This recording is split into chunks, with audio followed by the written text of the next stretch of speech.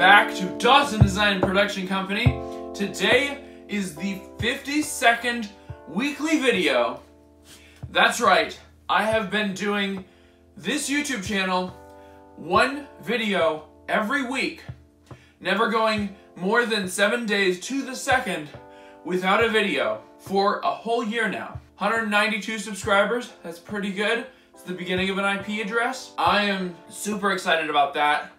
I am also excited that today was the Apple event. So, we started off the Apple event with iPads, the budget iPad, the $329 iPad. Storage has been upgraded to 64 gigs.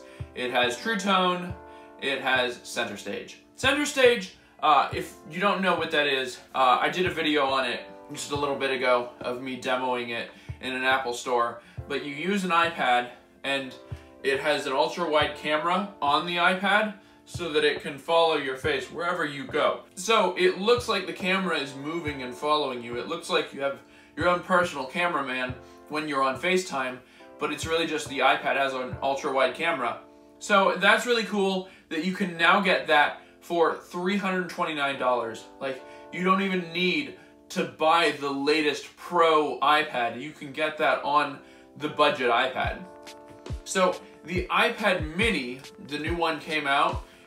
It's a redesign. It's exactly what we expected. The volume buttons have been moved to make space for the Apple Pencil to go on the side. It has a flash now, which it didn't have before. It comes in purple, pink, starlight, and space gray. Starlight is basically the gold color, maybe silver. It's like a silvery gold, and space gray is what it used to be. I'm a bit disappointed that it doesn't come in all the iPad colors, but two of the colors are pretty girly colors.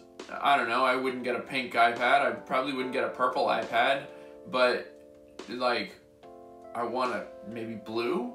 I don't know, why does it not come in that? But whatever. It's been upgraded to a 8.3-inch display, Touch ID in the power button, which I think from when I used the iPad Air, it was, all you gotta do is hold the iPad like this. Just hold, it's like how you would hold a tablet. And the iPad mini is more of a tablet than a computer. You're not going to be having it docked on a Magic Keyboard where you just want to swipe up and see your face. On the Magic Keyboard, it's a bit awkward reaching up to do that. But I've said for a while that the iPad mini should just stick to Touch ID. It makes the most sense. You don't have to worry about how you're holding it, because when you're holding an iPad like this, you're blocking the Face ID sensors and it can't unlock. So you don't have to worry about how you're holding it.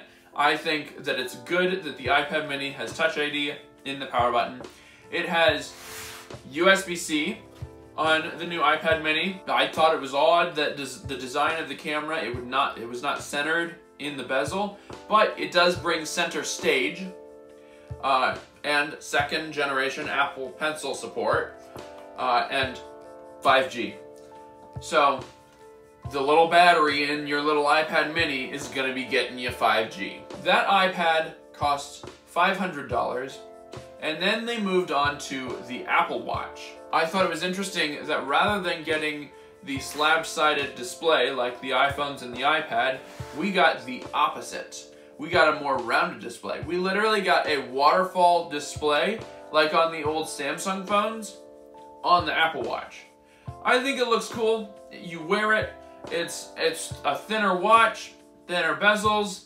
It's the natural progression from this watch. It's the natural redesign. It's nothing out of this world. It doesn't line up with the rest of the lineup of devices. It's just if you took this watch and said, make it more futuristic, make it look a little bit more futuristic. That's what it is. 50% more text fits on the screen. It has a keyboard now, and you swipe on the keyboard like the swipe keyboard, the fast type on the phone. You do that on the watch now, and it figures out what you're saying. It's IP6X certified. It's pretty dust resistant. It's still water resistant, 50 meters, and the old Apple Watch bands work. After that, they went on to Fitness Plus. Fitness Plus, I don't really care about it, but it has this new feature called group workouts, which I suggested this ages ago. Back when I got my first Series 3, I suggested this.